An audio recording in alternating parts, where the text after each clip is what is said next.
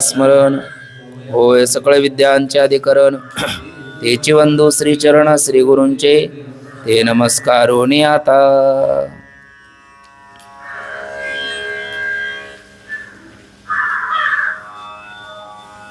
विचारसागर तरंग चौथा परिच्छेद 8 क्रमांकाचा. विचारसागर तरंग चौथा परिच्छेद 8 क्रमांकाचा ख्याती वर्णन. त्यामध्ये असत ख्याती, आत्मख्याती, 2 प्रकारची अन्यथा ख्याती आणि अख्यातीचं मंडन इथपर्यंतचा विचार आपला चालू आहे. आणि 5वी असणारी सत्ख्याती, त्या सत्ख्यातीच्या अगोदर अख्यातीचं खंडन आणि मग सत्ख्यातीचं मंडन हा विचार क्रमप्राप्त आजच्या पाठामध्ये आपण पाहणार आहोत. यामध्ये विचारसागरातल्या या 3 तरंगाचा विचार करून चतुर्थ तरंगामध्ये विचार करत असताना वेदांताचा सिद्धांत हा अजातवादाचा असतो, प्रक्रिया विवर्तवादाची असते. आणि विवर्तवाद म्हणजे काय तर असतं एक आणि दिसतं एक, परंतु दिसणारं ते नाही कसं आणि जे दिसत नसून ते आहे कसं, ह्या सिद्धांताची सिद्धी ज्या वादामध्ये केली जाते त्याला विवर्तवाद असं म्हणतात. विवर्तवादालाच मिथ्यावाद किंवा अध्यस्तवाद असंही म्हटलं जातं. तर ते विवर्तवादामध्ये प्रतीती असते पण सिद्धी नाही, अशा पद्धतीचा आणि मूळ अधिष्ठानच अवशिष्ट कसं आहे या विषयाची सिद्धी करणारा हा विवर्तवाद आहे, की ज्याचं परिवासन शेवटी अजातवादामध्ये होतं.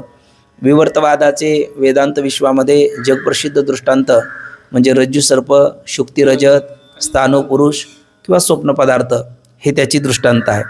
त्याच रज्जू सर्पाचं दृष्टांत घेऊन मुळात संसार दुःख मला प्रतीतीला येतं, ते आपण नाही म्हटला तरी प्रतीती मला येते, म्हणून त्याचं स्थान कुठेतरी सांगा, मी तिथे मानेल आणि माझ्या ठिकाणी मानणार नाही. तर त्यावेळेला गुरुदेवाने अजातवादाने उत्तर दिलं, जो संसार झालाच नाही त्याचं स्थान म्हणून काय सांगू. वंध्यापुत्राप्रमाणे पारमार्थिकदृष्ट्या तुझ्या आत्मस्वरूपास ठिकाणी या संसाराचा त्रैकालिक अत्यंत अभाव आहे, पण तो म्हणतो वंध्यापुत्र प्रतीतीला येत नाही म्हणून त्याचा अभाव मान्य होतो. हा संसार प्रतीतीला येतो, त्याचा अभाव कसा मान्य होईल. त्यावेळेला गुरुदेव म्हणतात, हा अजातवाद पटण्याकरता तुला आरंभी मी विवर्तवाद सांगतो. आणि तो विवर्तवाद सांगत असताना जरी प्रतीतीला आला तरी तो पदार्थ नसतो कसा हे सांगण्याकरता शुक्तीवरी रजत पाहता डोळा दिशे आणि रज्जूवरी भाषे मिथ्या सर्प.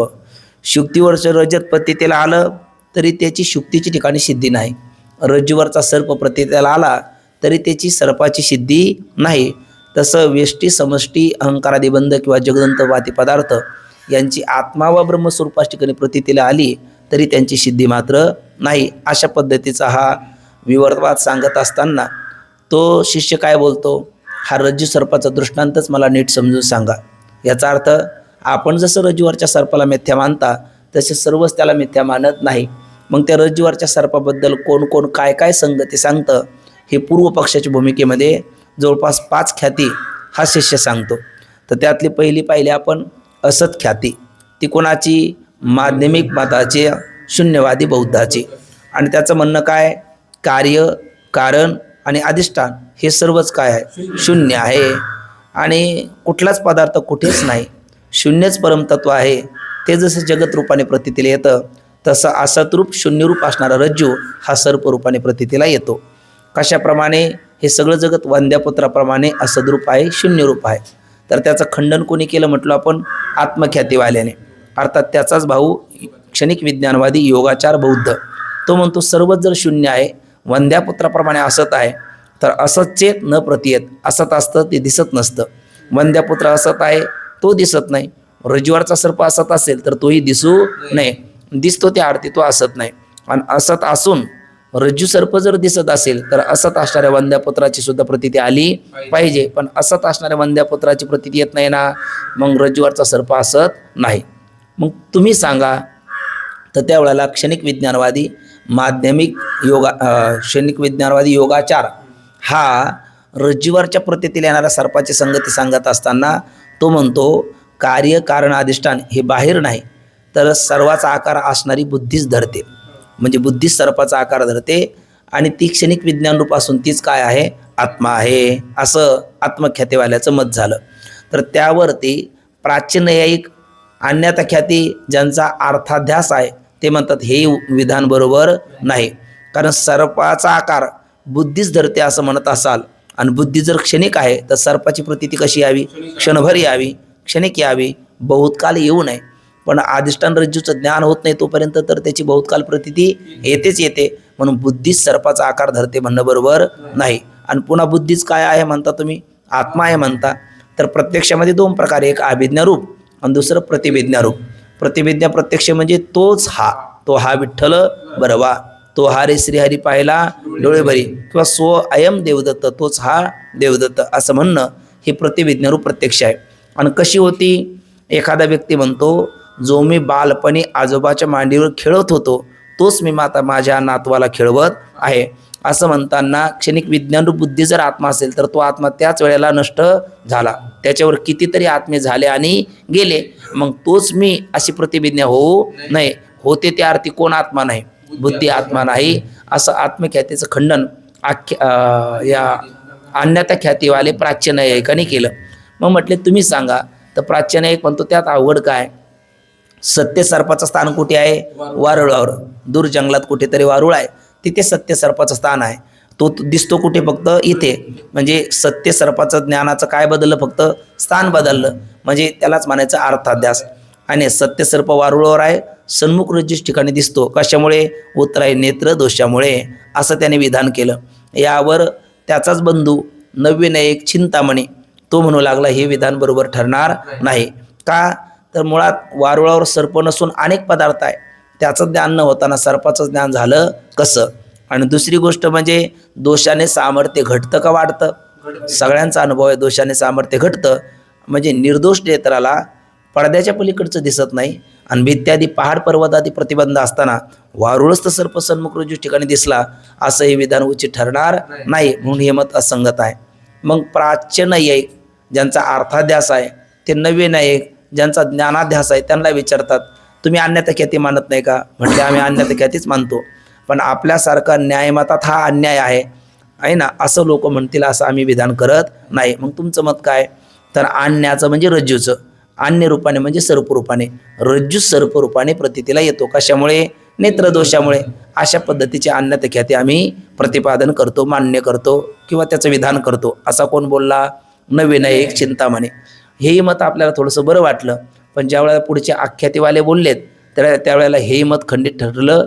सांख्य प्रभाकर जे आख्यातीवादी ते म्हणतात हेही विधान उचित नाही, कारण तद्वती तत्प्रकारक ज्ञानम यथार्थ ज्ञानम, म्हणजे जे ज्ञेय जसे असेल तसंच ज्ञान होतं, ज्ञेय अन्य असेल ज्ञान अन्य होत नाही. म्हणून तद्वती तत्प्रकारक ज्ञानम यथार्थ ज्ञानम, जसं असेल तसं ज्ञेय जसे असेल तसं ज्ञान होतं, ज्ञेय जसं नसेल तसं ज्ञान होत नाही. उदाहरण त्यांनी दिलं, ज्ञेय जर छोटीशी मोहरी असेल तर ज्ञान पर्वताचं होत नाही, आणि ज्ञेय जर मोठा पर्वत असेल तर ज्ञान मोहरीचं होत नाही. का, कारण ज्ञेय जसं ज्ञान तसं. मग ज्ञेय कोण आहे, रज्जू आहे, आणि ज्ञान कोणाचं म्हणता तुम्ही, सर्पाचं. पण ज्ञेय रज्जू असेल तर ज्ञान कोणाचं होईल, रज्जूचंच होईल, सर्पाचं होणार नाही. म्हणून अन्याचं अन्य रूपाने ज्ञान, अशा पद्धतीचे अन्यथा ख्याती उचित नाही. मग पुढे आले काल शेवटी सांख्य प्रभाकर, त्यांची कोणती ख्याती, तर आख्याती. त्यांचं म्हणणं काय, त्यांचं म्हणणं या ठिकाणी किती ज्ञान एकत्र होतात, दोन ज्ञान एकत्र होतात. कोणते, इदम रूपाने रज्जूचं सामान्य पण प्रत्यक्ष ज्ञान, इदम किंचित हे काहीतरी आहे, असं कोणतं ज्ञान आहे, प्रत्यक्ष ज्ञान आहे. सामान्य आहे आणि प्रत्यक्ष ज्ञान आहे. कारण सामान्य काय म्हणायचं, कारण तिथे कोण आहे, रज्जू आहे ना, आणि हा काय म्हणतो, हे काहीतरी आहे. मग इयम रज्जू म्हणायला पाहिजे, तर तो इदम किंचित म्हणतो. इयम रज्जू म्हटला का ते विशेष ज्ञान आहे, आणि इदम किंचित म्हटलं तर ते सामान्य ज्ञान आहे. बरं, ते सामान्य ज्ञान का झालं, त्याला विशेष ज्ञान का नाही झालं, तर वृत्तीला प्रकाशाचं सहाय्य आहे का नाही, तर आहे नाही, आहे ना. तर सामान्य रूपाने आहे आणि विशेष रूपाने नाही. सामान्य रूपाने आहे का, कारण वृत्ती तिथपर्यंत गेली त्या अर्थी तिला प्रकाशाचं सहाय्य आहे. पण तिथपर्यंत गेल्याच्या नंतर तिथे जर रज्जू आहे तर तिने यम रज्जू म्हणावं, पण यम रज्जू म्हणण्या इतपत जे प्रखर प्रकाश पाहिजे तेवढा प्रकाश त्या ठिकाणी नाही, बिलकुलच प्रकाश नाही असं मात्र नाही. पण कोणता अंधकार आहे, मंद अंधकार आहे. सांज वेळ आहे, सायंकाळची वेळ आहे आणि वृत्तीला पूर्ण प्रकाशाचं साह्य नसल्यामुळे ती इदम किंचित म्हणते, यम रज्जू म्हणत नाही. पण मग इदम किंचित रूपाने का असेना ते कोणतं ज्ञान आहे? प्रत्यक्ष ज्ञान आहे. सामान्य रूपाने प्रत्यक्ष ज्ञान आहे. आणि तेवढ्या अंशामध्ये गतकालात केव्हा तरी कुठेतरी त्याने पाहिलेला जो सर्प आहे त्या सर्पज्ञानाचे काय त्याला संस्कार आहे. आणि मग सर्पज्ञानाचे संस्कार म्हणजे सर्प अंशामध्ये आहे स्मृतिज्ञान आणि रज्जू अंशामध्ये आहे इदम रूपाने सामान्य पण प्रत्यक्ष ज्ञान. आणि दोन्ही ज्ञान त्यावेळेला काय होतात? एक होतात. आणि मग अयम सर्पा हा काय आहे? साप आहे, सर्प आहे. अशा पद्धतीचा त्याला काय होतो? भ्रम होतो. आता अविवेक म्हणजे दोन ज्ञान होतं, हा विवेक त्याला त्यावेळेला होत नाही. जसं आत्मा तो आत्म्याच्या ठाई आणि देखीचे देहीचे धर्म देई आयशे देखणे ते पाय आणाती. त्याला विवेक काय व्हावा? इदम रूपाने रज्जूचं सामान्य पण प्रत्यक्ष ज्ञान आहे. सर्पांशामध्ये काय होऊ लागली मला? स्मृती. असे दोन ज्ञानाचा विवेक जर झाला असला तर अयम सर्पा असा भ्रम त्याला झाला नसता. आणि असा अविवेक होण्याचं कारण प्रमात्याच्या ठिकाणी प्रमाणाच्या ठिकाणी मंद अंधकार हा दोष आहे आणि प्रमात्याच्या ठिकाणी भय नावाचा दोष आहे. भीतीने तो घाबरलेला असतो आणि मनुष्य एकदा भीतीने तो घाबरला का छोट्या छोट्या गोष्टी सुद्धा त्याला कळत नाही, छोटे कळत नाही. जसं सामान्य आपण काल म्हटलो, आपण आपल्या क्षेत्रामध्ये आपण गातो वाजवतो, एखादा व्यक्ती कीर्तन करतो, पण मग कीर्तन करत असताना ज्यांच्याकडे तो कीर्तन शिकला असेच गुरुजीची एकदम अचानक पुढे येऊन बसले तर कधी कधी आहे ते भांडवल जप्त होऊन जातं. म्हणजे त्याला ते पुढचं आठवत नाही. त्याला विचारलं का तुम्ही ते या अभंगावर चांगलं चिंतन करताना आज काय झालं? ते म्हटले गुरुजी आलेत ना, मी घाबरलो आणि आहे तेही निघून गेलं. असं होतं की नाही? म्हणजे घाबरल्याच्या नंतर वृत्ती भयकंप झाल्याच्या नंतर तिला आहे ते सुद्धा प्रमेयाचा निश्चय करता येत नाही. हा जसा आपला अनुभव आहे तसं प्रमात्याच्या ठिकाणी भय नावाचा दोष आहे, प्रमाणाच्या ठिकाणी मंद अंधकार नावाचा दोष आहे. आणि त्यामुळे इदम रूपाने रज्जूचं सामान्य प्रत्यक्ष ज्ञान आणि सर्पांशामध्ये स्मृती असे दोन ज्ञानही एकत्र झालेली आहे. असा विवेक त्या भ्रमिष्ठ प्रमात्याला त्या काळात होत नाही आणि त्या अविवेकाचंच नाव काय आहे? भ्रम. असं कोणाचं मत झालं? आख्यातीवाल्याचं मत झालं. इथपर्यंत आख्यातीवाल्याचं म्हणणं आपल्याला बरं वाटलं. म्हणजे पहिलं सत्ख्यातीवाल्याचं असत्ख्याती बरी वाटली, पण त्याचं खंडित केल्याच्या नंतर नाही, मग आत्मख्यातीचं बरोबर आहे. पुन्हा आत्मख्यातीचं खंडन झालं म्हटले मग आता प्राच्याचा कोणता अध्यास? अर्थाध्यास हा बरोबर असला पाहिजे, पण तो खंडित झाला. नाही म्हटलं आता ज्ञानाध्यास बरोबर असला पाहिजे, पण तो ज्ञानाध्यास खंडित झाला. आता सांख्य प्रभाकर वाद्याने प्रतिपादन केलेली आख्याती आपल्याला सध्याला वाटतं आता ही बरोबर आहे. नाही नाही, खरंच असंच घडतं. पण ज्या वेळेला आता हिचं खंडन करणार आपल्याला वाटेल नाही नाही ही बरोबर नाही, मग त्याचं खंडन काय करतात? तो खंडनाचा विचार आपण आरंभी बघू आणि मग सत्ख्यातीवाले काय मंडन करतात ते आपण पाहू. तर खंडन करण्यापूर्वी थोडंसं इकडे लक्ष द्या, म्हणजे पंक्ती आपल्याला लगेच लक्ष द्यायला काही अडचण नाही. आता हे आख्यातीवादी कोणाचं? आख्यातीवादीचं खंडन सत्ख्यातीवादी करतात. रामानुजाचार्य ते खंडन करत असताना ते म्हणतात, तुम्ही काय म्हणता? किती ज्ञान एकत्र झालेत? दोन ज्ञान एकत्र झाले. कोणते? सर्पांशामध्ये स्मृती ज्ञान आणि इदम रूपाने रज्जूचं सामान्य पण प्रत्यक्ष ज्ञान. असे किती ज्ञान एकत्र झाले? दोन. इदम रूपाने सामान्य प्रत्यक्ष ज्ञान कोणाचं? रज्जूचं. आणि सर्पांशामध्ये स्मृती ज्ञान. हे दोन ज्ञान काय झाले? एकत्र झाले. प्रमात्याच्या ठिकाणी त्या दोन्ही ज्ञानाला वेगळं करता आलं नाही आणि अयम सर्प असा त्याला काय झाला? भ्रम झाला. ठीक ना? असं कोणाचं मत आहे? आख्यातीवाल्याचं.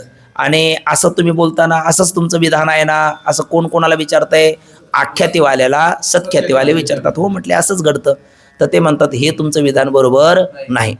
त्यांना विचारलं बा का बरोबर नाही? नाही प्रतिज्ञा मात्र वस्तुसिद्धी. का बरोबर नाही? आपण सिद्ध करा ना. तर ते सांगतात तुम्ही काय म्हणता? किती ज्ञान एकत्र आली? दोन ज्ञान एकत्र आले. एक स्मृती ज्ञान. मग सर्पांशामध्ये कोणतं ज्ञान आहे तुमच्या मते? स्मृती ज्ञान आहे. सर्पांशामध्ये कोणतं ज्ञान आहे? स्मृती ज्ञान आहे. आणि रजअंशामध्ये इदम रूपाने सामान्य पण प्रत्यक्ष ज्ञान आहे. अशी दोन ज्ञान आहे आणि ती दोन ज्ञान एक होऊन बसली. विवेक प्रमात्याला करता आला नाही. आणि त्याचं काय कारण सांगता तुम्ही? त्याला त्याचं वेगळीकता करता आली नाही. याचं कारण काय सांगता? तर प्रमात्याच्या ठिकाणी भयादी दोष आहे आणि प्रमाणाच्या ठिकाणी मंद अंधकार दोष आहे, म्हणून त्याला त्याचा विवेक झाला नाही. पण हे तुमचं विधान का बरोबर नाही? एक तर सर्पांशामध्ये कोणतं ज्ञान मानलं? बोला. स्मृती ज्ञान मानलं. स्मृती कशाला म्हणतात? संस्कार मात्र जन्य ज्ञानम स्मृती. स्मृतीचे काही कारण आहे. स्मृती म्हणजे आठवण. गतकालात घडून गेलेल्या गोष्टी त्याची आठवण होण्याला काय म्हणतो आपण? संस्कृत भाषेमध्ये स्मृती म्हणतात. आपल्या भाषेत मराठीमध्ये आपल्या प्राकृतमध्ये त्याला आठवण असं आपण म्हणतो. मग ही स्मृतीचे ज्ञान आहे ना, स्मृती ज्ञान त्याचे काही कारण आहेत. स्मृती ज्ञानाचे प्रधान 3 कारण आहेत. एक आहे संबंधीचं ज्ञान, त्याद्वारा स्मृती होते. 2 सादृश्याचं ज्ञान, त्याद्वारा स्मृती होते. आणि 3 उद्भूत संस्कार याद्वारा काय होते? स्मृती होते. संबंधीच्या ज्ञानाद्वारा स्मृती होते.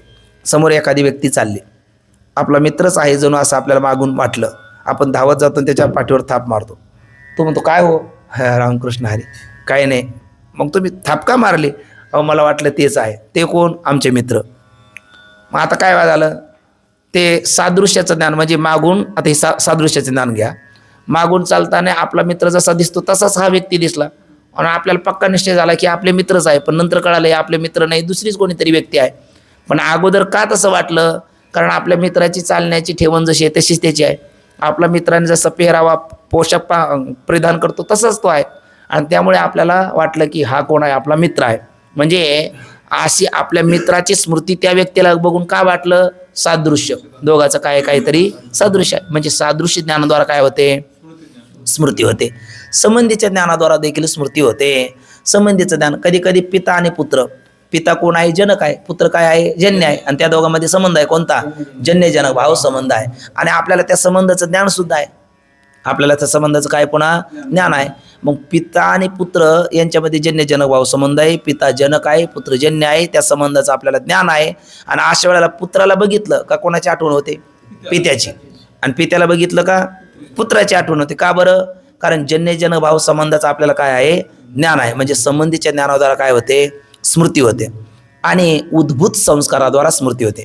आपण आता आपल्या क्षेत्रात बघा, गायक व्यक्ती असेल का त्याला पुष्कळ चाली त्याच्या बसलेल्या असतात. वादक असेल का पुष्कळ बोल बसलेले असतात. एखादा वक्ता असेल त्याच्या बऱ्याच अभंगावरती चिंतन बसलेले असतात. पण सगळ्याच अभंगातली सगळी चिंतनं त्याला आठवतात काय? सगळ्याच चाली किंवा सगळेच बोल आठवतात का? नाही. मग तेच बोल आठवतात. काही ठराविकच बोल आठवतात, ठराविकच चाली आठवतात, ठराविकच चिंतन आठवतात. कोणतं? ज्याचे संस्कार आहे पण ते संस्कार असून उपयोग नाही, ते उद्भूत असले पाहिजे. उद्भूत म्हणजे जागृत असले पाहिजे. आणि जे जागृत चाली आहे म्हणजे ज्याचे संस्कार जागृत आहे त्या चाली आठवतात, तेच बोल हातामध्ये येतात. म्हणजे थोडक्यात जागृत म्हणजेच उद्भूत म्हणजे जागृत. मग जे उद्भूत संस्कार आहे त्याचीच आपल्याला स्मृती होते. अनेक संस्कार असेल पण ते अनुद्भूत असेल, लुप्तप्राय झाले असेल, त्याची आपल्याला स्मृती होत नाही. म्हणजे स्मृतीला कारण किती गोष्टी झाल्यात? 3. 1 संबंधीचं ज्ञान, 2 सादृश्याचं ज्ञान आणि 3 उद्भूत संस्कार. पण इथे तर तुम्ही काय म्हटला? संस्कार मात्र जन्य ज्ञानम स्मृती. केवळ संस्कारापासूनच काय होते? स्मृती होते. मग असंच का लक्षण केलं? कारण सादृश्य हे तरी काय आहे? संस्कारच आहे. संबंधीचं ज्ञान हे तरी काय आहे? संस्कारच आहे. आणि उद्भूत हे तरी काय असले पाहिजे? संस्कार. म्हणून संस्कार मात्र जन्य ज्ञानम स्मृती. बरं, आता स्मृती काय आहे आपल्या लक्षात आलं. स्मृतीतला पदार्थ सन्मुख असतो का नसतो? बोला. नसतो. स्मृती म्हणजे अंतकर्म वृत्ती आतल्या आत त्या पदार्थाचा आकार धारण करते. स्मृतीतला पदार्थ सन्मुख नसतो. आता आपल्याला आईची स्मृती झाली म्हणजे आई समोर आहे का? आपल्या वडिलांची स्मृती झाली, वडील समोर आहे का? आपल्या शिक्षकाची गुरुजनाची स्मृती झाली, ते समोर आहे का? नाही. म्हणजे आपल्या अंतकमूर्ती आतल्यात त्यांचा आकार काय करते? धारण करते. म्हणजे स्मृतीतला पदार्थ सन्मुख नसतो. आणि तुम्ही काय म्हणता? इदम रूपाने रज्जू सामान्य पण प्रत्यक्ष ज्ञान. मग तिथे प्रत्यक्ष कोण आहे कोण नाही? आहे ना, रज्जू प्रत्यक्ष आहे, कोण नाही? स्वर प्रत्यक्ष नाही. सर्प कशामध्ये आहे? स्मृतीमध्ये आहे. सर्पाच्या बाबतीत स्मृती ज्ञान आहे. आणि स्मृतीतला पदार्थ सन्मुख असतो का नसतो? नसतो. आणि ते सर्प सन्मुख दिसतो. याचा अर्थ सर्पांशामध्ये काय आहे म्हणता येणार नाही. स्मृती आहे असं म्हणता येणार नाही. कारण सर्पांशामध्ये काय कोणतं ज्ञान म्हटला तुम्ही? स्मृती ज्ञान. आणि आताच ठरलं स्मृतीतला पदार्थ सन्मुख नसतो आणि ते सर्प काय झाला? सन्मुख दिसतो आहे ना. म्हणजे स्मृतीतला पदार्थ सन्मुख नसतो आणि सर्प तरी ते सन्मुख दिसतो. म्हणून सर्पांशामध्ये कोणतं ज्ञान म्हणता येणार नाही? स्मृती ज्ञान म्हणता येणार नाही. कारण स्मृतीतला पदार्थ सन्मुख नसतो आणि असला तर त्याला प्रतिभिज्ञ रूप प्रत्यक्ष म्हणावं लागेल. काय म्हणता येणार नाही? स्मृती म्हणता येणार नाही. म्हणजे पूर्वीचे संस्कार पुन्हा अंतकर्म वृत्ती आणि विषयाचं एक स्थितित्व असेल तर त्या ज्ञानाला कोणतं ज्ञान कोणतं प्रत्यक्ष म्हणतात? प्रतिभिज्ञ रूप प्रत्यक्ष म्हणतात. बरोबर की नाही? तोच हा असं म्हणतो ना, स्वयंदेव दत्त, तो हा विठ्ठल बरवा माऊली म्हणतात. तो हा म्हणजे अहो जो द्वारकेची केने आली याची ठाया, पुढे भक्तराया चोजवीत, किंवा हरिवैकुंठावनी आला पुंडलिका लावणी, किंवा पुंडलिकाच्या भावार्था गोकुळी हुनी झाला येता आहे ना. निजे प्रेम भक्ती भक्ता घ्या घ्या म्हणत असे. असं म्हणत असताना तो गोकुळाहून आला, वैकुंठाहून आला, द्वारकेहून आला असं म्हणताना ज्ञानोबराला त्याचं पूर्वीचं प्रत्यक्ष आहे म्हणजे पूर्वीचे संस्कार आहे. आणि आता पुन्हा विटेवर आहे त्याचं काय? प्रत्यक्ष आहे. मग हे कोणतं प्रत्यक्ष झालं? याला स्मृती म्हणता येईल का? प्रतिभिज्ञारूप प्रत्यक्ष म्हणावं लागेल. प्रतिभिज्ञारूप प्रत्यक्ष म्हणावं लागेल. मग फार झालं तर बरं ती ते प्रतिभिज्ञारूप प्रत्यक्ष तरी म्हणता येतं का? नाही. कारण का स्मृती अंशामध्ये कोण आहे? स्मृती आपला सर्पांशामध्ये काय स्मृती आहे आणि इकडे प्रत्यक्ष अंशामध्ये रज्जू आहे. म्हणजे ते दोन्ही एकही नाही ना. म्हणून त्याला काय म्हणता येत नाही? प्रतिभिज्ञारूप प्रत्यक्ष म्हणता येत नाही. आणि स्मृती का म्हणता येत नाही? स्मृतीतला पदार्थ सन्मुख नसतो आणि ते सर्प सन्मुख दिसतो. ऐक नाही, सर्प सन्मुख आहे म्हणून त्याला स्मृती म्हणता येणार नाही. आणि तिसरी गोष्ट अशी आहे का स्मृतीपासून भयकंपादी व्यवहार घडत नाही. आता घडलेली घटना माझ्या जीवनात, आपले बालाजी महाराज पापळ आपले डॉक्टर बाबाकडे असतात, त्यांच्या गावाकडे त्यांनी मला एकदा कीर्तनाला पाठवलं. बाबाच्या जागेवर बाबांचे शारीरिक स्वास्थ्य नाही, तुम्ही जा. मी गेलो. पण गेल्याच्या नंतर पाठाची फार गोडी त्यावेळेला होती. आताही नाही असं नाही, पण तेवढी तीव्र जिज्ञासा थोडीशी तीव्रता कमी झाली आहे ना. जशी आता आपल्या बऱ्याच जणांची झालेली आहे. म्हणजे जेवढे आहे त्यांची जिज्ञासा आहे, नाही त्यांची जिज्ञासा कमी आहे असं म्हणा. मग ते जिज्ञासा खूप जिज्ञासा होते म्हणून काही केलं तर पाठ बोडायचं नाही. मग त्यांना म्हटलं मला तुम्ही रात्री तुम्ही ते संगमनेर आणि त्यांचं गावाचं काही 20-30 किलोमीटर अंतर आहे, तिथून मला तुम्ही तेवढं सोडा म्हणजे मी बसमध्ये जाईल आणि सकाळी माझ्या पाठाला हजर होईल. ते म्हणायला लागले महाराज इकडे बिबट्या असतो. म्हटलं बिबट्या असू द्या नाही ते काय असू द्या गाड्या, आपलं प्रारब्ध आहे तोपर्यंत कोणीच आपल्याला नेऊ शकत नाही. म्हणजे ते चिंतनाचा जोर जरा भर होता. त्यामुळे शेवटी काय मृत्यू आणि जन्म हा आपल्या हातात नाही, परमात्म्याच्या हातात आहे. आपला मृत्यू जोपर्यंत आला नाही तोपर्यंत कोणीच आपल्याला मारू शकत नाही आणि मृत्यू जर आला तर कोणी आपल्याला तारूही शकत नाही. त्यामुळे काय करशील तरी नव्हे काही, राईचा डोंगर पर्वत राही आपल्या करुणेची साई, करीव आई मजवरी, तारीशी तारी तारी अथवा मारी, जवळे अथवा दुरी धरी, घाली संसारी अथवा नको. त्यामुळे मृत्यूची भीती मला काही नाही. ते म्हटले तुम्हाला नाही पण आम्हाला आहे ना. हा म्हटले मी सांगतो तुम्हाला मृत्यूची भीती नाही, कोणी आपल्याला मारत नाही, मला घाला नेऊ. ते म्हणायला लागले महाराज एखादा बिबट्या गळ्यात येऊन पडला ना मग कळेल तुम्हाला संताची वचन मग आठवते का बघा. आता कायच करावं. बरं माझी तर तीव्र इच्छा. ते म्हणायला लागले तुम्हाला पाठराला जायचं ना. म्हटलं हो. मग तुमचा पाठ चुकणार नाही अशी आम्ही व्यवस्था करतो. अहो म्हटलं तसं शक्यच नाही, रात्री गेलं तरच पाठ हाती लागतो. ते म्हणायला लागले असं आहे आमच्या इथून सकाळी दुधाची पिकअप जाते, ती पाटे 3 वाजताच निघते, त्याला मुंबईला जायचं असतं आणि त्यामुळे त्या पिकअपमध्ये गेला तर तुमचा पाठही हाती लागतो, तुमची आता विश्रांती होईल. म्हटलं मग चालेल. थांबलो. सकाळी ती पिकअपवाली ते आवाज ती वाजते 3ला निघणार, मी 2:30लाच उठून तयार कोणती पिकअपमध्ये जायचं. ती पिकअप समोरच होते. अहो ते म्हटले झोपा, आम्ही तुम्हाला निघून घेतल्याशिवाय जाणार नाही. नाही म्हटलं माझं उरकलेलं तुम्हीच उरका. मग त्याने उरकले, त्याने मग ती पिकअप काढली, आम्ही बसलो आणि आपली ती पिकअप निघाली. निघाल्याच्या नंतर बरोबर त्या डोंगराची एक पुढचा डोंगर मागचा डोंगर आणि अशा मध्ये दरीतून असं ती पिकअप चढत असताना बरोबर आम्ही थोडंसं उतरायला लागलो, तिथे बिबट्या बरोबर समोर आला. बघा म्हटले महाराज झालं की नाही दर्शन. आणि ते पाहिल्याच्या नंतर महाराज काय महाराज गहाळ आहे ना. महाराजाला त्यावेळेला प्रमाण आठवेना, श्लोकही आठवेना, सगळंच काही अगदी ठाई चाळ धुमाळी चाळ गाण्याची वेळ आली आहे ना.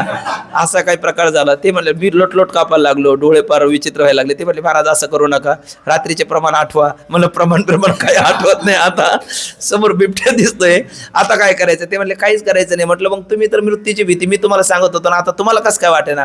ते म्हणायला लागले आम्हाला त्याची माहिती आहे, तो फक्त पाहतो. आता आपल्या गाडीचे लाईट चालू आहे ना, त्यामुळे तो काही आपल्याला लाईट प्रकार म्हणजे तो काही समोर लाईटाच्या समोर येत नाही, तुम्ही चिंता करू नका. तरी पण आपल्या इकडं लटलट काप चालला. म्हटलं काय करावं, रामकृष्ण हरी रामकृष्ण हरी रामकृष्ण हरी भजन चालू झालं. आणि मग तो थोड्या वेळाला त्याने बघितलं आणि बघितल्याच्या नंतर मग तो पाहायला थांबला आणि तो आपला निघून गेला. तो निघून गेल्याच्या नंतर मग जीवाला रामकृष्ण हरी वाचलं म्हटलं. आणि पुढे पिकअप निघाली.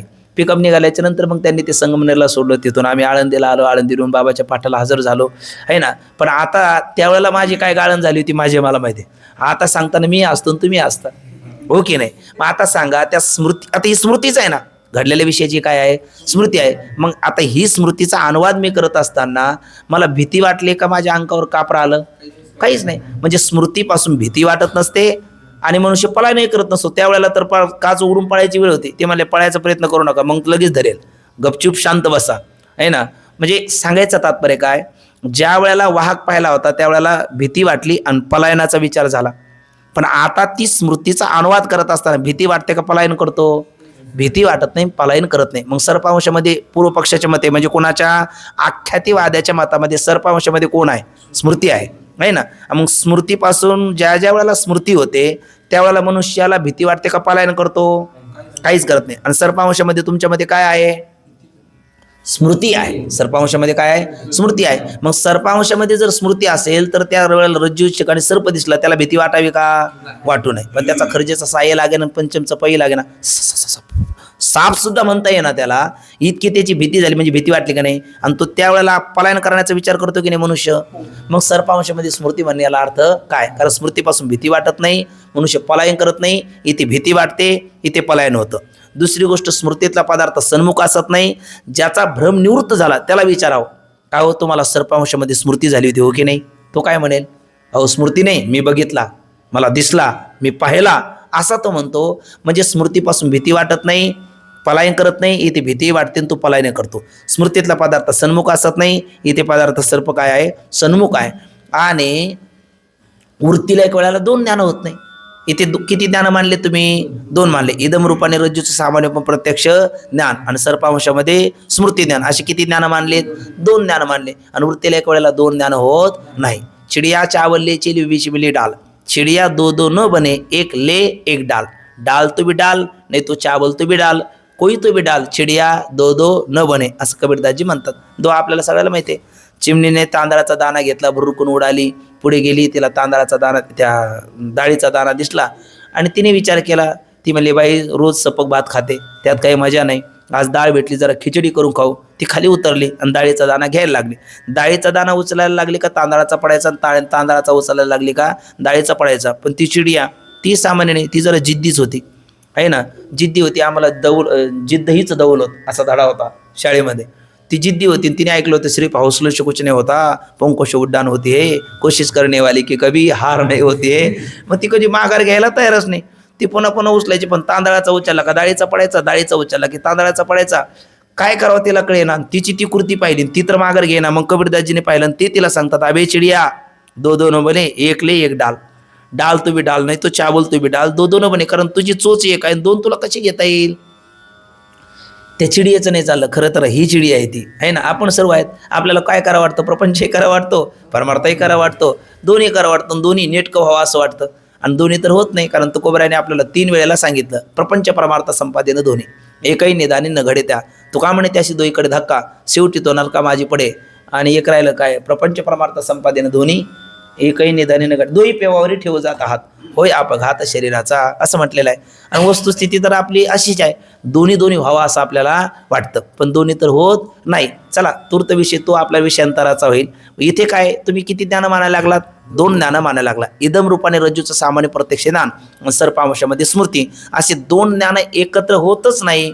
अहो काय होत नाही म्हटले? आम्ही दशावधानी शतावधानी पुरुष पाहिले. दशावधानी म्हणजे तुम्ही त्याला असं मध्ये उभा करायचा, 10 माणसं गोलाकार त्याच्या बाजूला उभं करायचे आणि 10 जणांनी एकदाच नाव सांगायचं, आपापलं काय नाव आहे. सांगून झालं, त्याला विचारा सांगा आता. तो बरोबर सांगतो, गणपत संपत अमुक तमुक तमुक, असे बरोबर 10 जणांची नावं सांगतो. किती वेळेला विचारलं त्याने? एकदाच विचारलं तरी त्याने त्याचे नावं सांगितले. मग तो किती अवधानी झाला? दशावधानी. काही शतावधानी असतात. असे 100 माणसं उभे केलेत आणि त्यांनी एकदाच उच्चारलं आणि मग सांगा म्हटलं तर सांगणारे लोक इतके प्रचंड बुद्धिमान आजही लोक जगामध्ये आहेत, नाही असं नाही. मग तुम्ही काय म्हणताय वृत्तीला एक वेळेला 2 ज्ञान होत नाही? ते म्हटल्या जरी आपल्याला असं वाटलं तरी तिथे सुद्धा काहीतरी अंतराय, खोळंबा, व्यवधान हे मानलंच पाहिजे, नव्हे मानावंच लागतं. म्हणजे कसं? सिद्ध करून द्या. तर त्यांनी सिद्ध करून दिलं. गुलाबाच्या 100 पाकळ्या घेतल्या, शेकडो पाकळ्या एका रेवक जोडल्या आणि त्याला छेद पाडायचा, माळ करायचे म्हणून असं एक सुई घेतली आणि त्याला छेद पाडला, आहे ना. तर किती मिनटं लागतात? किती घंटे लागतात? किती सेकंद लागतात? अहो सेकंदातला कितवा भाग म्हणाल तर ते लागत नाही. सुई घातली का इकून घातली का तिकून आली, अगदी क्षणार्धामध्ये. डोळ्याची पापणी उघडझाप करत नाही तोपर्यंत सुईने त्या शेकडो पाकळ्याला एकदा छेद पडला की नाही? एकदाच पडला की नाही? एकदाच पडला की नाही? सगळे तुम्ही माना होकारार्थी डोलवता, पण एकदाच नाही पडला. फर्स्ट टाइम एकदाच पडला. अहो पहिल्या पाकळीत सुई घुसल्याशिवाय दुसरीत घुसेल का? दुसरीत घुसल्याशिवाय तिसरीत घुसेल का? तिसरीत घुसल्याशिवाय चौथीत घुसेल का? असं दुसरी, तिसरी, चौथी, 5वी, 100पर्यंत करायला जाईल ना 1 तासभर निघून, म्हणजे आपल्याला बोलायला. पण विचार करा, 99व्या पाकळीमध्ये घुसल्याशिवाय ती 100व्या पाकळीमध्ये सुई घुसूच शकत नाही. त्यातला किती अंतर लागलं, किती आपलं कॅल्क्युलेटर चालत नाही, आपली बुद्धी तेवढी चालत नाही, आपल्याला त्याचा विवेक नाही. पण काही ना काही अंतर आहे, काही ना काही खोळंबा, काहीतरी व्यवधान मानलंच पाहिजे का नाही? बोला, मानलंच पाहिजे. आणि या दृष्टांतावरून सिद्ध काय होतं? वृत्तीला एक वेळेला 2 काम होत नाही. किंवा आपण मागे बोललोच, तुम्ही घंटी तरी वाजवाल नाही तर आरती तरी फिरवा. आरती फिरवायला गेलं तर घंटी थांबते, घंटी वाजवायला लागलं का आरती थांबते. किंवा दुसरं उदाहरण म्हटलं आपण, शंख तरी फुंकाल नाहीतर मग फुटाणे तरी खाल. फुटाणे खाऊन शंख फुंकायचा आणि शंख फुंकत असताना फुटाणे चावायचे, शक्यच नाही ते. याचाच अर्थ असा आहे का वृत्तीला एक वेळेला दोन ज्ञान होत नाही, वृत्तीला एक वेळेला एकच ज्ञान होतं. साधी एखादी भजनाची मैफिल चालू द्या आणि तिथले श्रोते असतात. आपल्या आळंदीमध्ये चांगल्या भजनाची मैफिली, आपले रंगनाथ गुरुजी खंडाळकर असेल, बरीच गानकोकिळा मंडळी आहेत, त्यांची भजनाची मैफिल चालली का त्यावेळेला मी जायचो, अजून काही आपले गुरुबंधू जातात. मग त्याच्यातले सगळेच भजनाचे रसिक नसतात, सगळेच वादनाचे रसिक नसतात. बरं ते वेगवेगळ्याचं काहीचं, ते काही हार्मोनियमचे रसिक असतात, काही तबल्याचे रसिक असतात, काही मृदंगाचे रसिक असतात, काही गायनाचे रसिक असतात, काही नुसते यांचा पोशाख कसा आहे, कसं परफॉर्मन्स करतात हे पाण्याचेच रसिक असतात, काही कशातच बसत नाही असेच रसिक असतात. ते नेमके कशाचे असतात मला तरी कुठे मेळ लागला त्याचा, पण ते असतात. काही आपले गेलेले असतात. मग त्यातला काहीला फक्त तबलाच ऐकायला येतो, काहीला फक्त त्यातल्या गायनातल्या हरकतीच ऐकायला भेटतात, काहीला त्यातली रागरागिणीच कळते. असं का? कारण ते ज्याच्यातले रसिक असतात तेच त्याला प्रतीतील येतं, इतर प्रतीतील येत नाही. आणि आलं तरी ते सामान्य रूपाने, ते विशेष रूपाने येत नाही. याचा अर्थ काय? वृत्तीला एक वेळेला एकच ज्ञान होतं, नाना होत नाही. आणि ते किती मानले तुम्ही? दोन मानले. इदम रूपाने रज्जूचं सामान्य पण प्रत्यक्ष ना, आणि सर्पांशामध्ये स्मृती. आणि वृत्तीला एक वेळेला दोन ज्ञान होत नाही, तुम्ही दोन मानता, हेच तुमचं विधान चुकतं. म्हणजे एन प्रकाराने इदम रूपाने रज्जूचं सामान्य पण प्रत्यक्ष ज्ञान, सर्पांशामध्ये स्मृती, असे दोन ज्ञान एकत्र होतात आणि त्या अविवेकालाच काय म्हणतात? भ्रम असं म्हणतात. असं जे आख्यातीवाल्याने केलेलं विधान आहे हे चुकीचं का बरोबर बोला मग आता? हे चुकीचं आहे का? त्याचं पहिलं कारण स्मृतीतला पदार्थ सन्मुख नसतो, दुसरं कारण स्मृतीपासून भयकंप देवावर घडत नसतात, आहे ना. इथे स्मृतीतला पदार्थ सन्मुख नसतो, इथे सर्प सन्मुख आहे. स्मृतीपासून भयकंपादी होत नाही, ते भयकंपादी व्यवहार घडतात. वृत्तीला एक वेळेला दोन ज्ञान होत नाही, तुम्ही दोन ज्ञान मानता, म्हणून आख्यातिमत सुद्धा काय आहे? असंगत आहे. असं कोण बोलले? ते सत्ख्याती. सगळ्यात महत्वाचं कशाला विरोध आहे? अनुभवाशी विरोध आहे. म्हणून आख्यातीवाल्याचं मत चुकीचं आहे असं कोण बोलतात? सत्ख्याती, आहे ना. शास्त्र काय सांगतं, युक्ती काय सांगते? आता युक्तीने सिद्ध केलं ना तुम्ही, इदम रूपाने रज्जूचं सामान्य प्रतिज्ञान, सर्पांशामध्ये स्मृती, आणि प्रमात्या ठिकाणी भयकंपादी दोष, प्रमाण ठिकाणी मंद अंधकारी दोष, त्यामुळे प्रमात्याला विवेक होत नाही. आणि अविवेकाचं नाव आख्यातिमतात काय? भ्रम आहे. कशाने सिद्ध केलं तुम्ही? युक्तीने. पण आपण बघा ना, तर्काने सिद्ध केलेला लाडू हा सिद्ध होतो का? खाता येतो? आपण मागे पाहिलं ना, तर्काने आहे ना, हे 2 आणि 1 3.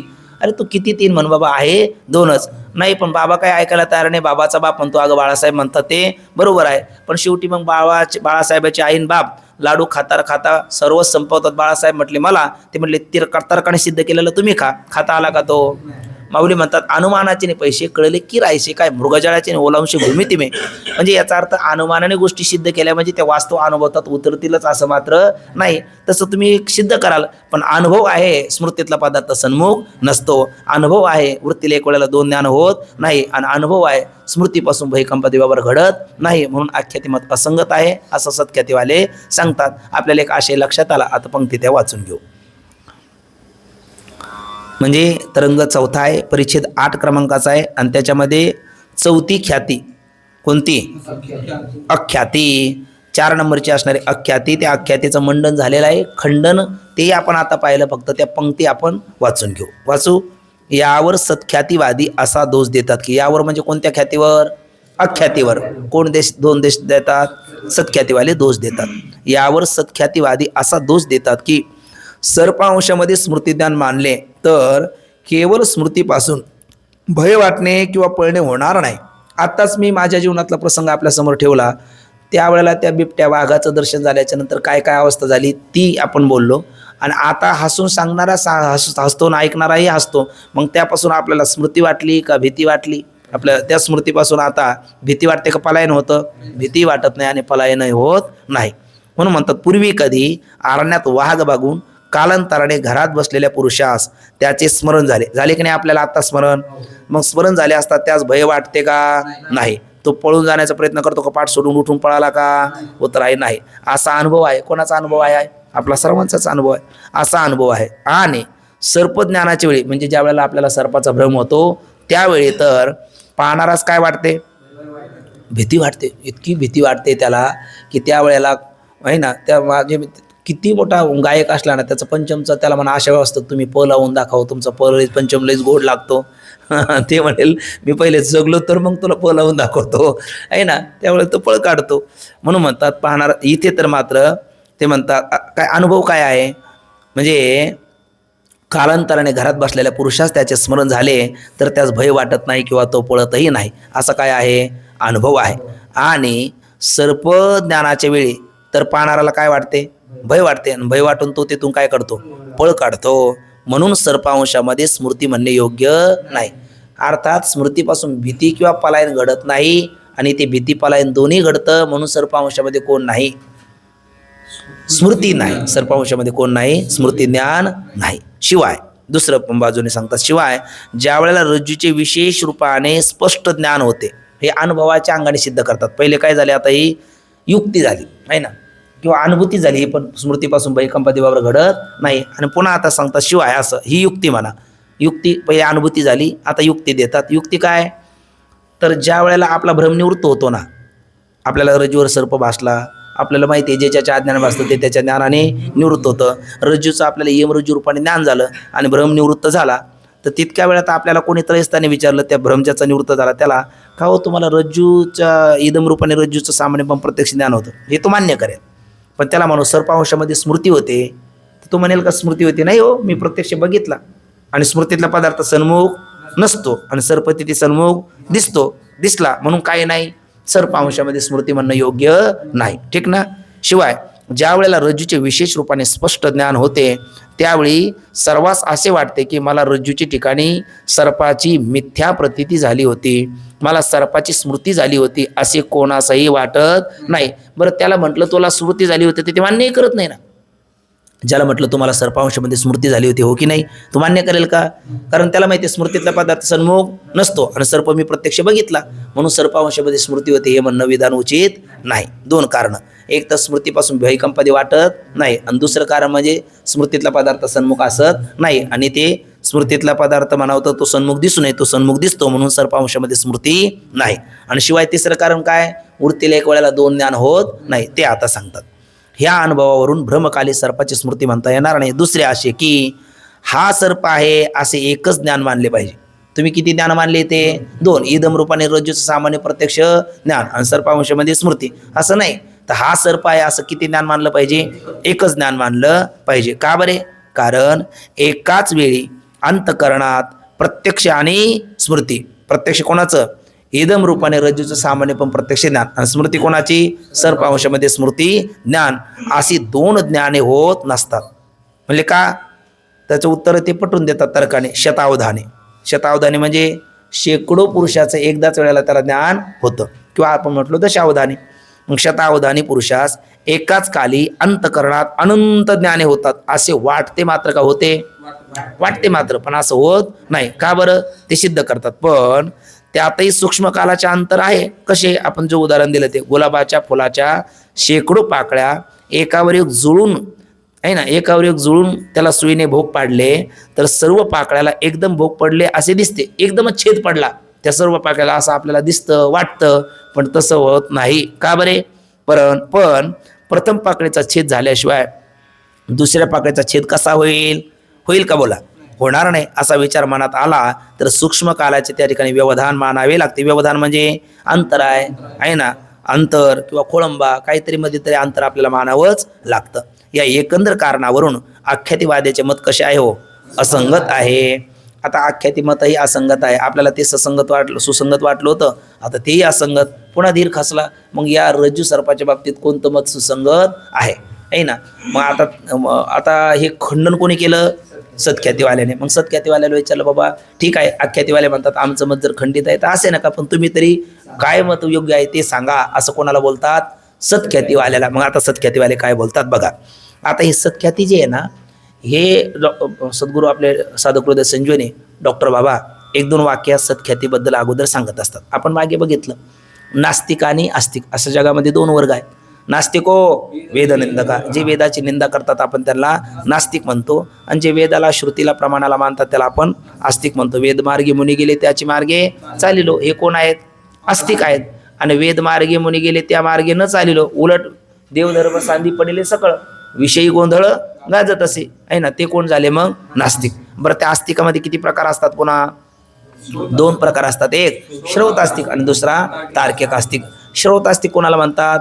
श्रुतीच्या पुढे आपलं डोकं चालवतच नाही. श्रुती म्हटले, शास्त्र म्हणलं ते सांडावे, ते तर राज्य इतर मानावे. हे म्हणतल्या ना म्हणा विषयी विरू तस्मा शास्त्रम प्रमाणंते कार्य व्यवस्थितो ज्ञात्वा शास्त्र विधानोक्तम कर्म कर्तुर्मिहरसी. ते कोण आहे?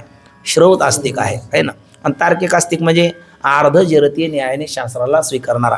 तार्किक आस्तिक म्हणजे आपल्या बुद्धीला पटलं मग शास्त्राला स्वीकारणार, आपल्या बुद्धीला पटलं नाही आणि शास्त्राने विधान केलं का तो म्हणतो एवढ्या बाबतीत शास्त्राचं चुकलं, वा याला म्हणायचं महाग. म्हणजे काय काय तुका म्हणे आयशी आहेत गारी. ते म्हणतात संतांनी सगळं केलं पण संतांनी हे जे भगवान परमात्म्याने गीतेचा उपदेश खूप चांगला, पण चातुर्वर्ण्य माया सृष्टम गुणकर्म विभाग अशा तस्य कर्तारम पिमाम विद्य कर्तारम व्ययम. परमात्मा बोलतात की नाही चातुर्वर्ण्य व्यवस्था कोणी केली? मी केली. पटले वेद गीतेत चांगलं केलं भगवंतानी, गीतेचा उपदेश चांगला आहे, गीतेचा धर्मग्रंथ आहे, हे सगळं चांगलं. पण हे 4 वर्णाचे जे सिस्टम आहे ना हे सिस्टम काही योग्य नाही, हे सिस्टम बदललं पाहिजे असं म्हणणारे लोक नाही का? मग ते शास्त्राला स्वीकारलंय की नाही त्यांनी? पण कसं स्वीकारलं? अर्ध जरतीने याने, पूर्णतः ते स्वीकारत नाही. अरे पण चातुर्वर्ण परमात्म्याने कशा करता केलं? आज जर तुम्ही चातुर्वर्ण व्यवस्था मानत नसला तरी तुम्ही चातुर्वर्ण व्यवस्थेनुसारच वागता. एखादी कंपनी आहे, सगळे डायरेक्टर आहे का? सगळेच मॅनेजर आहे का? सगळेच कामगार आहे का? सगळेच वॉचमॅन आहे का? बरं प्रत्येकाचा पगार भिन्न नाही का? तुम्ही ही व्यवस्था मानली की नाही? मग तुम्हाला इथेच मानायला काय चाललं? म्हणजे उलट इथे ही व्यवस्था जर घेतली तर सगळी व्यवस्था तुमची सुव्यवस्था होईल, नाहीतर सगळी अवस्थाच होईल, दुर्दशाच होईल. पण हे मात्र लोक ऐकायला तयार नाही. म्हणजे ते काही प्रमाणात मानतात, नाही तर चौकात गीता जाळायला तयार होतात. याचा अर्थ काय? ही काय नास्तिक आहे, याला नास्तिक तर म्हणता येत नाही, पण आस्तिक म्हणावं तर पूर्ण आस्तिक नाही, म्हणून याला म्हणावं लागतं तार्किक आस्तिक. बुद्धीप्रमाणे देणारे आणि आपल्या बुद्धीला वाटतं तेवढ्या बाबतीत स्वीकारणारे. बुद्धीचा काय भरोसा घेऊन बसला? ही बुद्धी काय? काहीच खरं नसतं. एक प्रचंड बुद्धिमान होते काशीमध्ये, त्या साधूचं नाव पण बाबा सांगत असतात, मला त्यांचं नाव काय आठवत नाही.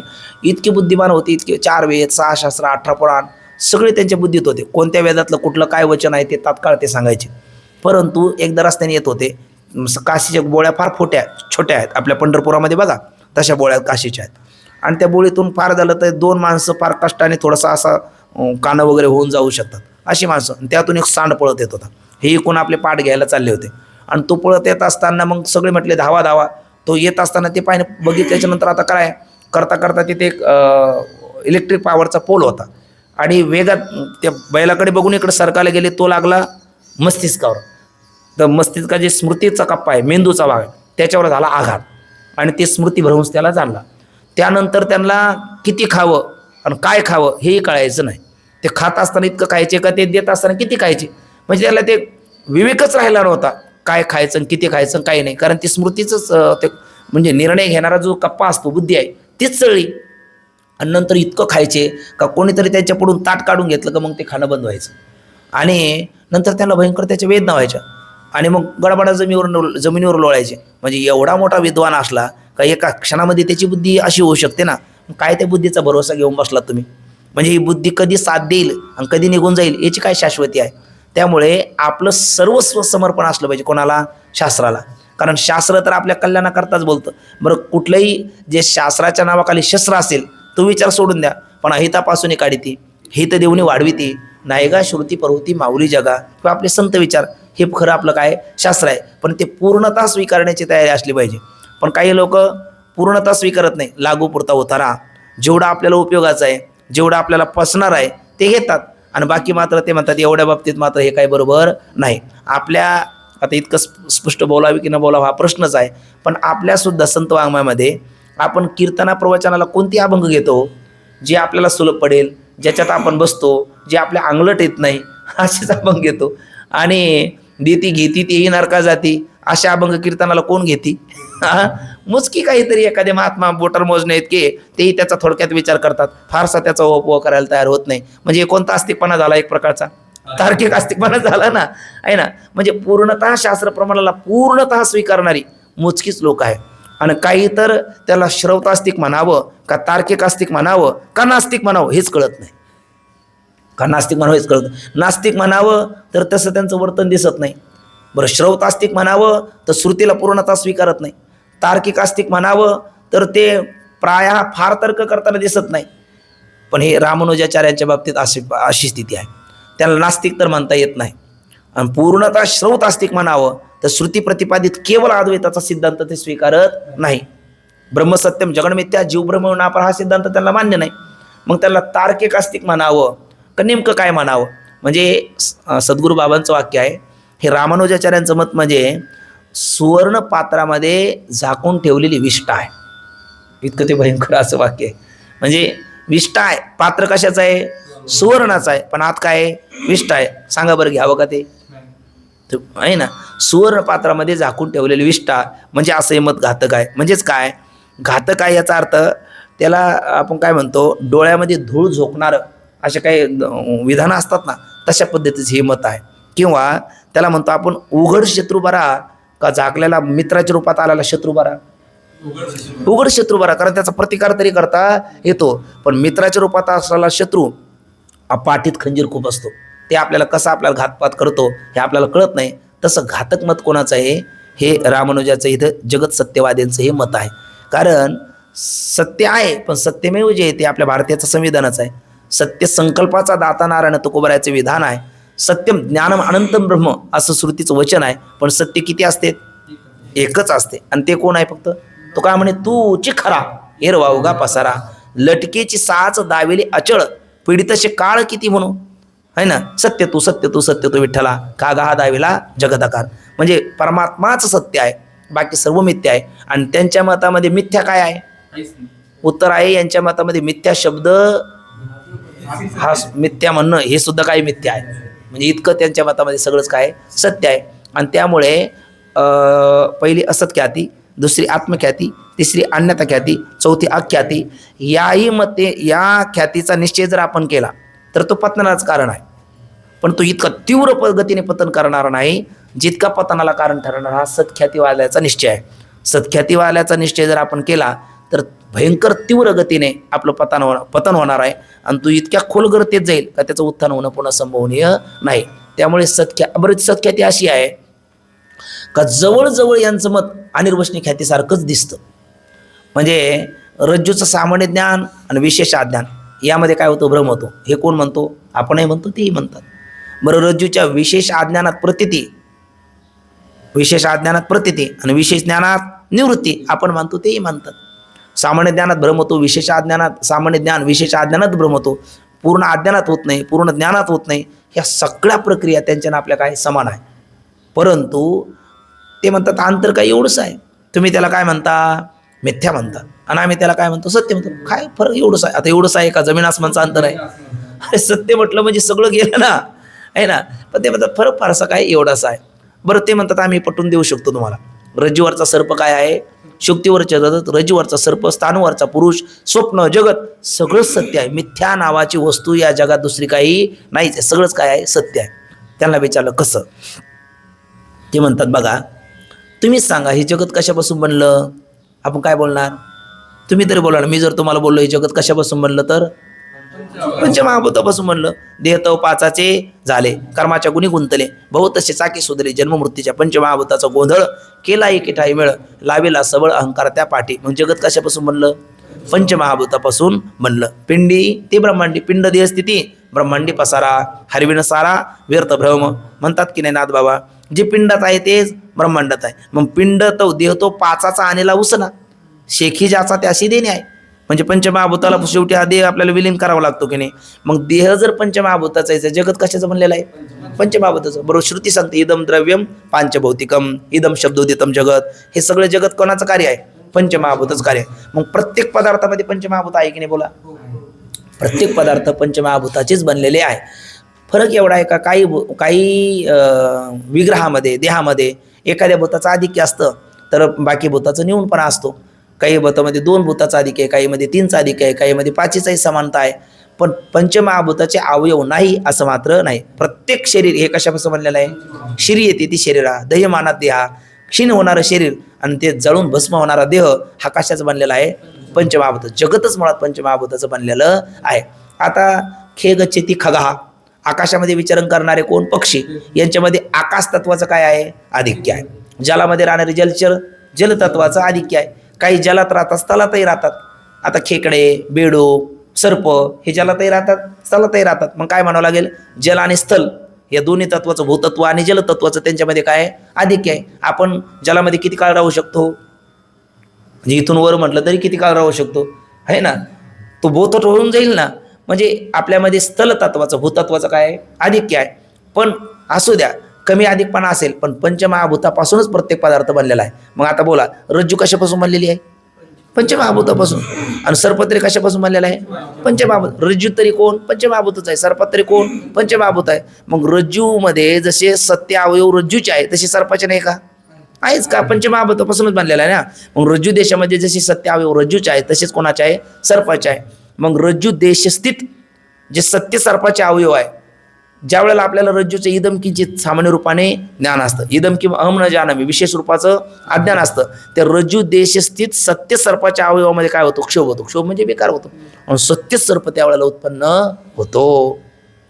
मग सर्प मिथ्या आहे का, नाही. काय झाला, सत्य सर्प उत्पन्न झाला. शुक्तीचं सुद्धा आपल्याला सामान्य रूपाने ज्ञान इदम किंचित आणि यम शुक्ती अशा विशेष रूपाचं अज्ञान. त्यावेळेला शुक्ती देशस्थित सत्य कोणाचे अवयव, रजताचे. शुक्ती देशस्थित सत्य अवयव कोणाचे, कारण दोन्ही पंचमहाभूताचे, रजत तरी पंचमहाभूताचे, शुक्ती तरी पंचमहाभूताचे. मग शुक्तीमध्ये जसे शुक्तीचे सत्य अवयव आहे तसे रजताचे नाही का, आहे. मग शुक्ती देशस्थित सत्य रजत अवयवामध्ये काय होतो, क्षोभ होतो. सत्यच रजत काय होतं, उत्पन्न होतं. मग यांच्या मतामध्ये मिथ्या काय आहे, काहीच मिथ्या नाही. रजतही सत्य, सर्पही सत्य, स्थानवरचा पुरुषही सत्य. आणि मग ते सत्य सर्प जो उत्पन्न झाला तो रज्जू त्यानंतर कुठे गेला, म्हणजे त्याचं जे पहिले सत्य अवयव होते ना, सत्य अवयवामध्ये त्याचा आपला काय झाला, तो ध्वंस झाला. म्हणजे सत्य अवयवामध्ये तो जसं मृत्तिकेपासून कोण निर्माण होतो, बोला, घट निर्माण होतो. आणि तो कुठे राहतो, मृत्तिकेत जातो. आणि फोडल्याच्या नंतर कुठे जातो, मृत्तिकेत निवृत्त होतो.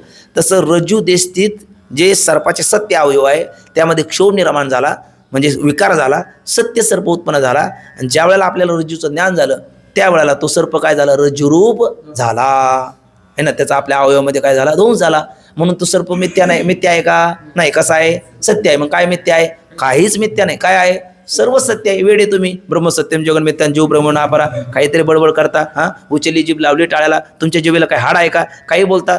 किती तुम्हाला बहुमत भेटेल, म्हणजे सांगणारा तरी, ऐकणारा तरी. निरूपणी सदवृत्ती होती, तिथून उठता सवीची जाते. इथून उठल्याच्या नंतर काय, जगत सत्य आणि ब्रह्म मिथ्या होऊन जातं, आहे ना. आणि पाठात असताना ब्रह्मसत्यम जगन मिथ्या. मग सांगा ना, म्हणजे सांगणारे ऐकणारे हे तरी या निश्चयावर 24 तास अटळ आहे का. म्हणून आणि बरोबर जगत सत्य म्हणून कोण व्यवहार करत नाही, पडले रूढी जगा परिचार, चालवीत व्यवहार सत्य म्हणून मिथ्यात्वाचं तुम्हाला वेड लागलं सोडून द्या, सगळं काय आहे, सत्य आहे. आता काही विचारसागर ऐकण्याची गरज आहे का आपल्याला, झालं ना काम आपलं. कोणती ख्याती स्वीकारली तर ही सुवर्ण पात्रातली विष्ट आहे, हे मत घातक आहे. कारण आपण जर सत्यत्व देऊन निरोधीशी तरी बद्धता, न चुके कल्पांतीशी, असत म्हणून अवेरीशी तरी आस्ताची मुक्त. सत्यत्व देऊन या जगाची निवृत्ती आपण करायला लागला, किती जन्मात आणि किती प्रयत्नानं कोटी ब्रह्मदेवाचं आयुष्य प्राप्त झालं आणि कोट्यावधी प्रयत्न केले तर या जगताची सत्यत्व मानून निवृत्ती आपण करू शकतो का, कधीच करू शकत नाही. आणि स्वप्नामध्ये किती मोठं प्रचंड प्रगाढ भयंकर दुःखाचा कडेलोट आपल्या जीवनात झाला आणि राम राम आता या दुःखातून आपल्याला कोणीच तारू शकत नाही असं त्या स्वप्नस्थ पुरुषाला वाटलं. आणि स्वप्नात त्याच्या जाऊन कानात सांगायला लागले तत्वमशी, उपयोग होईल का, त्याचाही होणार नाही. पण त्याला जर तुम्ही जागा केलं तर कोणतं दुःख राहील, कोणतंच राहणार नाही. स्वप्नेच्या घाया ओखद शिवोची धनंजया तेवी आज्ञानमुळया ज्ञानाची खडग असंग ससरेन दृढेन चित्वा, असं गीता माता आपल्याला सांगते. मग स्वप्नातून जागा झालेला पुरुष किती मोठं दुःख जर झालं तर त्याच्याबद्दल आता काय तो खेद करतो. किती मोठी संपत्ती प्राप्त झाली त्याच्यातला एक पै तरी प्राप्त करण्याचा प्रयत्न करतो, त्याचा कधीतरी विचार करतो, काहीच करत नाही. का बरं, काय निश्चय होतो त्याचा, मिथ्यात्व निश्चय होतो म्हणून सगळे निवृत्त झालं ना. मग मिथ्यात्व निश्चय जर आपला याने जप्त केला, भांडवलच जप्त केलं, नाराय गा बास ना बजी गी बासुरी, काय तुम्ही काय वेदांत चिंतन करणार सांगा भाऊ, काही वेदांत चिंतन करू शकत नाही. म्हणून सगळ्यात घातक मत कोणतं आहे, सत्यादी. पण आता त्याने सिद्ध केलं की नाही, बरं आपल्याला पटलं की नाही, आहे ना. आपण काय कालच बोललो, वेडीला सासरेसारखं माहेरेसारखं, आहे ना. आपल्याला हे बोलायला लागले का हेही खरं वाटतं आणि ते बोलायला लागले का तेही खरं वाटतं. तुम्ही किधर, हम इधर न उधर, हम बीच में आधर, आहे ना. असा प्रकार होऊन बसला. पण चला सध्याला पण आपलं ठरलेलं आहे कोणती मत ख्याती बरी आहे ना, अनिर्वचनीय ख्याती. आपली कोणती ख्याती, अनिर्वचनीय ख्याती. कारण हत्ती कसा नाही, हत्ती कसा नाही, खांबासारखाच हत्ती आहे असं नाही. हत्ती पुन्हा चाबूसारखा आहे असं नाही. हत्ती एखाद्या मुसळासारखा आहे असं नाही. हत्ती सुपासारखा आहे असंही नाही. हत्ती पहाडासारखा आहे असं नाही. मग हे सगळे एकत्र येले तो हत्ती आहे. आणि हे कोणाला ज्ञान झालं? डोळसाला. तसं डोळसशास्त्र श्रुतियुक्ती अनुभूतीच्या अविरुद्ध रज्जूवरचा सर्प आणि जगत याविषयी प्रतिपादन करणार एकच मत आहे, ती कोणती ख्याती? अनिर्वचनीय ख्याती. पण तूर्त कोण बोलतायत? सत्ख्याती. आता गायक कोणी नवीन आला तर पर्याय व्यवस्था करता येते, वादक आला तरी पर्याय व्यवस्था. पण अजून तरी असं घडलं नाही. कीर्तनकार एखादे चांगले कीर्तनकार आलेत, ते आलेत, आता तुम्ही खाली बसा त्यांना करू द्या, आहे ना? असं होत नाही. ते बोलायला लागले का ते ऐकावं लागतं. सध्याला सत्ख्यातीवाले कीर्तनकार म्हणून उभे आहेत, आहे ना? तर त्यांचं काय म्हणणं आहे ते आपल्याला ऐकून घ्यावं लागेल. माझ्या जीवनात एकदा घडलं होतं मात्र असं. कीर्तनकार सुद्धा, मी कीर्तनाला अभंग घेतला, रूपपातालोचने झालं, देहनवमी सरे झालं, आणि तितक्यात ते लोक आले. ते म्हटले अहो कीर्तनकार आले. म्हटलं मग मी कोण पोत्राचा आहे का? मी कीर्तनकारच आहे. ते म्हणले नाही पण नियोजित कीर्तनकार आले. अहो म्हटले नियोजित मीच आहे, कारण सद्गुरू बाबांचं कीर्तन होतं आणि त्याने मला त्यांच्या जागेवर पाठवलं. म्हणले तू आज कीर्तन करून ये. मी गेलो तर ते म्हणले नाही पण मग ते बोललो आम्ही बाबाला, पण ते कीर्तनकार आलेत. म्हणलं मग आता त्यांना बोलून घ्या, कारण मला वाटलं यांना जरी नाही कळालं तर कीर्तनकाराला तरी कळेल. की एकदा कीर्तन सहज झाल्याच्या नंतर परिव्यवस्था करत नसतात. पण ते कीर्तनकारला म्हटलं बाबा आता मी तर अभंग घेतलेला आहे, तुमचं काय मत आहे? ते म्हणले मी आलोच आहे, मी केला असतो. ते कीर्तनकार असं म्हटलं आता नाव नको विचारू. मग सुटलं. म्हटलं बाबा ठीक आहे. मग मी आपलं त्यांच्या गळ्यात विना दिला, तिथून निघालो. तर त्या लोकांनी मला आता म्हणलं किमान आता माझ्याकडे नेमकी मी जाण्याचेच पैसे नेले होते. मला येताना ते मला देतील. मग येण्याला का मला माझ्याकडे पैसेच राहिले नाही. म्हटलं मग आता चला, म्हटलं मला किमान तिथपर्यंत नेऊन तरी सोडा. ते म्हटले आता महाराज बघतो जो बघतो म्हणले, दोघं बघतो म्हणले, दोघं कीर्तनाला जाऊन बसले. त्याने माझ्याकडे चांगलंच बघितलं. मग तिथून मी बसस्टँडपर्यंत पायी गेलो आणि तिथून एका ट्रकवाल्याला हात दिला. तर तो म्हटला किती देणार? म्हटलं राव माझ्याकडे काहीच नाही. म्हटले मग नाही येणार. असं दोघाला हात दिले. एकाला दया आली, त्याला म्हटलं खरंच पैसे नाही राव. असं झालं. त्याने बिचाराने एकाने आळ्या फाट्यापर्यंत, दुसऱ्याने एकाने चाकणपर्यंत, तिथून एका रिक्षाला आणि त्या देव फाट्यापर्यंत, तिथून पायी आलो. मग मी आळंदीत आलो. असा प्रकार घडला. पण काय म्हणजे इथे सुद्धा पर्याय व्यवस्था लोक करणारी आहेत. तूर्त आता हे जरा दूर गेलो आपण, पण आता पटकन जवळ येऊ. सांगितलं कशा करता की पर्याय करता येत नाही. कशाचा?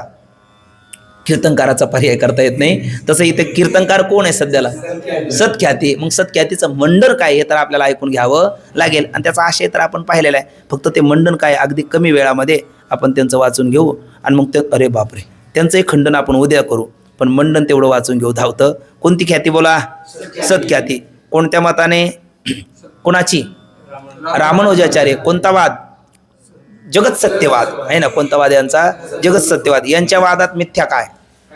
काहीच नाही. काय बोलतात बघा, आहे ना. मिथ्या शब्द सुद्धा यांच्या मतात मिथ्या आहे. सर्वच काही सत्य आहे. बघा सत्ख्यातीवाद्याचे असे मत आहे की जेव्हा रज्जूच्या ठिकाणी सर्पाचा किंवा शुक्तीच्या ठिकाणी रजताचा लोकात भ्रम मानतात, तेव्हा सर्पाचा किंवा रजताचा काय नसतो? भ्रम नसतो यांच्या मतात.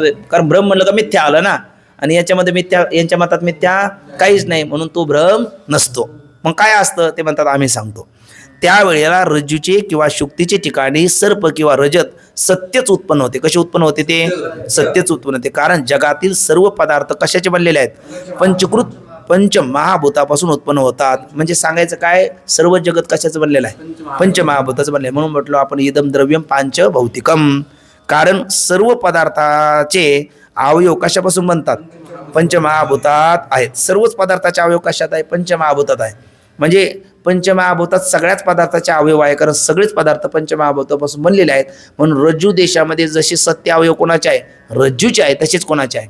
सर्पाचे आहे. शुक्ती देशामध्ये जसे सत्य अवयव शुक्तीचे आहे, तसेच रजताचे आहे. म्हणून म्हणतात बघा, पंचकृत पंचमहाभूतापासून उत्पन्न सगळीच पदार्थ होतात. म्हणजे सर्व पदार्थाचे अवयव पंचमहाभूतातच आहेत. शुक्ती देशात शुक्तीच्या अवयवाबरोबर रजताचेही अवयव सदोदित असतात, म्हणजे नेहमी असतात. आणि कसे असतात? पुन्हा सत्य असतात. ज्याप्रमाणे शुक्तीचे अवयव सत्य आहेत, त्याचप्रमाणे रजताचे अवयव सत्य आहेत. काय नाही? मिथ्या नाहीत. आणि मग त्या सत्य रजत अवयवापासून सत्यच रजत काय होते? उत्पन्न होते. अवयव सत्य असेल तर पदार्थ कसा उत्पन्न होईल? सत्यच उत्पन्न होईल. मग कधी ते? ज्यावेळेला आपल्याला शुक्तीचं सामान्य ज्ञान असतं, विशेष स्वरूपाचं अज्ञान असतं, त्यावेळेला शुक्ती देशस्थित सत्य रजत अवयवापासून सत्यच रजत काय होतं? उत्पन्न होतं. म्हणून म्हणतात त्या सत्य रजत अवयवापासून सत्यच रजत उत्पन्न होऊन त्याचीच काय येते? आपल्याला प्रतीती येते. आणि शुक्ती ज्ञानाने त्या रजताचा आपल्या अवयवामध्ये काय होऊन जातो? ध्वंस म्हणजेच नाश होतो. आणि अशा प्रकारे रज्जू सर्पामध्ये किंवा शुक्ती रजतामध्ये सत्य सर्पाची आणि सत्यच रजताची प्रतीती. मग शुक्तीवर रजत दिसतं, शुक्तीवर रजत पाहता डोळा दिसे, आणि रज्जुवरी आता भाष्य काढायचा, रज्जुवरी सत्य दिसे. कोणाच्या मते? सत्ख्यातीच्या मताने, आहे की नाही? कारण नाथबाबाने आपल्याला सिद्धांतात खरंच सांगितलेलं आहे. पण यांच्या मते पाहिलं तर शुक्तीवरी ज्या वेळेला रजत दिसे आणि रज्जुवरी ज्या वेळेला सर्प दिसे ते काय नसे? ते मिथ्या नसे, भ्रमरूप नसे, काय असे? सत्यच असे. आणि म्हणून सत्ख्याती मान्य काय आहे? योग्य आहे. असं ज्या वेळेला हा बोलला त्यावेळेला शिष्य म्हणतो, महाराज याप्रमाणे 5 ख्यातीवाद्याची मते आहेत. एकाचे मत खंडनपूर्वक, दुसरं आपले मत सांगतो. त्यात पहिली असत ख्याती, दुसरी आत्मख्याती, 2 प्रकारची अन्यथा ख्याती, आणि चौथी अख्याती. या चौघाचे मत कसे आहे? असंगत आहे. हे मला समजले. कारण पहिलं मत असंगत का? असताची प्रतीती येत नाही म्हणून. दुसरं मत असंगत का? बहुतकाल प्रतीती येऊन प्रतिभिज्ञा होऊन ते दोन्ही होतात म्हणून. तिसरं प्राच्याचं मत असंगत का? दोषाने सामर्थ्य घटतं म्हणून. आणि चौथ्या 9व्याचं मत असंगत का? म्हणजे चौथा म्हणजे तो तिसराच म्हणायचा 9व्याचा, त्याचा असंगत का? जसं ज्ञेय असेल तसं ज्ञान होतं म्हणून. आणि आख्याती मत असंगत का? वृत्तीला एक वेळेला 2 ज्ञान होत नाही, स्मृतीतला पदार्थ सन्मुख असत नाही, स्मृतीपासून भैकांतमध्ये व्यवहार घडत नाही, म्हणून आख्याती मत आहे असंगत आहे. मला कळालं, मला पटलं, मला झेपलं. पण मला कोणतं मत बरं वाटतं? सत्ख्याती मत बरं वाटतं. मग तो म्हणतो, पण शेवटच्या सत्ख्यातीवाद्याच्या मताने रज्जू सर्प किंवा शुक्ती रजत ही सत्य आहेत, हे त्यांचे मत युक्त आहे काय? त्याचा उलगडा करून सांगा. आतापर्यंत कोण बोलला? शिष्य बोलला. श्रीगुरु बोलले का? नाही. का बरं बोलले नाही? त्याचं उत्तर आहे, ना पृष्ठा कश्चित ब्रूया. विचारल्याशिवाय सांगू नाही. कारण तू विचारत नाही आणि आपण सांगायला गेलं तर तो ऐकण्याच्या मनस्थितीत असत नाही. म्हणून भगवान परमात्मा सुद्धा पहिल्या अध्यायात बोलले नाही. कितव्या अध्यायात? दुसऱ्या अध्यायात. आणि कितव्या श्लोकात?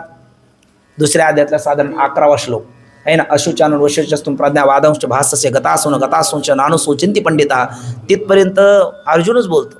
देवाची लाज काढतो. लाजसी ना महागौरी कर्मस्युता. देव म्हटले बोल बोल, काय बोलायचं ते बोल. देवाने त्याला प्रतिसाद दिला नाही. मग अर्जुनाला वाटायला लागलो काहीतरी आपलंच चुकतं. आणि मग देवाला अर्जुन म्हणतो, देवा कार्पण्य दोषोपहत स्वभावा पृच्छामि त्वां धर्म समूढचेता ये श्रेष्ठा निश्चितं ब्रूहि तन्मे शिष्यस्ते हमशादी मां त्वं प्रपन्नम. तसा हा शिष्य म्हणू लागला, शिष्यस्ते हमशादी मां त्वं प्रपन्नम, याचा उलगडा करून सांगा. आणि मग श्रीगुरु बोलतात. आणि श्रीगुरु जी ख्याती सांगतात ती अनिर्वचनीय ख्याती. उद्या खरं आपलं सिद्धांताचं मत आहे, तर उद्या मात्र आपण सगळ्यांनी हजर राहून उद्या ठीक 10 ते 11 या वेळेमध्ये सत्ख्यातीचा आपला अनिर्वचनीय ख्यातीचा विचार होईल. पुंडलिक वरदारी विठ्ठल, श्री ज्ञानदेव तुकाराम, पंढरीनाथ भगवान की जय, माऊली ज्ञानेश्वर महाराज की जय, जगद्गुरु तुकाराम महाराज की जय, सद्गुरु जोग महाराज की जय.